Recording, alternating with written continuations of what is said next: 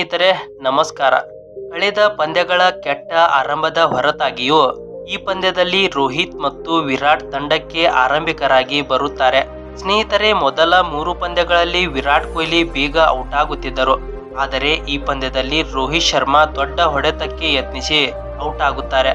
ಭಾರತ ತಂಡ 11 ರನ್ ಗಳಿಸಿದ್ದಾಗ ನಾಯಕ ರೋಹಿತ್ ಶರ್ಮಾ ಕೇವಲ 8 ರನ್ ಗಳಿಸಿ ತಮ್ಮ ಇನ್ನಿಂಗ್ಸ್ ಅನ್ನ ಮುಗಿಸುತ್ತಾರೆ.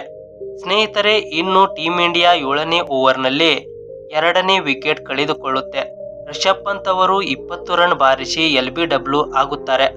ಇನ್ನು ವಿರಾಟ್ ಕೊಹ್ಲಿ ಕೂಡ 24 ಬಾಲ್ಗಳಲ್ಲಿ 24 ರನ್ನ ಬಾರಿಸಿ ಔಟ್ ಆಗುತ್ತಾರೆ ಮತ್ತು ಈ ಪಂದ್ಯದಲ್ಲಿ ಟೀಂ ಇಂಡಿಯಾದ ಪ್ರಮುಖ 3 ವಿಕೆಟ್ಗಳನ್ನ ಉರುಳಿಸುವಲ್ಲಿ ರಶೀದ್ ಖಾನ್ ಯಶಸ್ವಿಯಾಗುತ್ತಾರೆ. ಆದರೆ ಒಂದು ಕಡೆ ಟೀಂ ಇಂಡಿಯಾದ ವಿಕೆಟ್ ಉರುಳುತ್ತಿದ್ರೆ, ಇತ್ತ ಸೂರ್ಯಕುಮಾರ್ ಯಾದವ್ ಅವರು ತಂಡಕ್ಕೆ ಆಸರೆಯಾಗುತ್ತಾರೆ.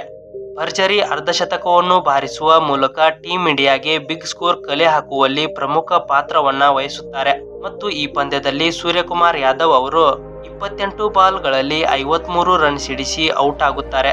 ಇನ್ನು ಹಾರ್ದಿಕ್ ಪಾಂಡ್ಯ ಅವರು ಕೂಡ 24 ಬಾಲ್ಗಳಲ್ಲಿ 34 ರನ್ಗಳ ಭರ್ಜರಿ ಬ್ಯಾಟಿಂಗ್ ಮೂಲಕ ತಂಡದ ಸ್ಕೋರ್ ಹೆಚ್ಚಿಸುವಲ್ಲಿ ಯಶಸ್ವಿಯಾದರು.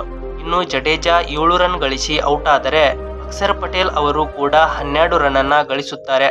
ಹೀಗೆ ನಿಗದಿತ 20 ಓವರ್ಗಳಲ್ಲಿ 8 ವಿಕೆಟ್ ನಷ್ಟಕ್ಕೆ ಭಾರತ ತಂಡವು 180 ರನ್ ಅನ್ನ ಕಲೆ ಹಾಕುತ್ತೆ. ಸ್ನೇಹಿತರೆ, ಇನ್ನು 182 ರನ್ಗಳ ಟಾರ್ಗೆಟ್ ಅನ್ನ ಬೆನ್ನಟ್ಟಿದ ಅಫ್ಘಾನಿಸ್ತಾನ ತಂಡವು ನಿಗದಿತ 20 ಓವರ್ಗಳಲ್ಲಿ ತನ್ನೆಲ್ಲ ವಿಕೆಟ್ ಕಳೆದುಕೊಂಡು 132 ರನ್ ಅನ್ನ ಮಾತ್ರ ಕಲೆ ಹಾಕುವಲ್ಲಿ ಸಾಧ್ಯವಾಯಿತು. ಇದರೊಂದಿಗೆ ಟೀಂ ಇಂಡಿಯಾ 47 ರನ್ಗಳ ಭರ್ಜರಿ ಜಯವನ್ನ ಸಾಧಿಸಿತು. ಸ್ನೇಹಿತರೆ, ಇನ್ನು ಅಫ್ಘಾನಿಸ್ತಾನ ಪರ ಹರ್ಷದೀಪ್ ಮತ್ತು ಬುಮ್ರಾ ತಮ್ಮ ಆಕ್ರಮಣಕಾರಿ ಬೌಲಿಂಗ್ ನಿಂದ ತಲಾ 3 ವಿಕೆಟ್ಗಳನ್ನ ಪಡೆಯುತ್ತಾರೆ. ಹಾಗೆ ಕುಲದೀಪ್ ಅವರು 2 ವಿಕೆಟ್ಗಳನ್ನ ಪಡೆಯುತ್ತಾರೆ. ಹಾಗೆ ಅಕ್ಷರ್ ಪಟೇಲ್ ಮತ್ತು ಜಡೇಜಾ ಅವರು ತಲಾ 1 ವಿಕೆಟ್ಗಳನ್ನ ಪಡೆಯುತ್ತಾರೆ. ಸ್ನೇಹಿತರೆ, ನೀವು ಕೂಡ ಕ್ರಿಕೆಟ್ ಅಭಿಮಾನಿಯಾಗಿದ್ದರೆ ನಮ್ಮ ಚಾನಲ್ಗೆ ಸಪೋರ್ಟ್ ಮಾಡಿ.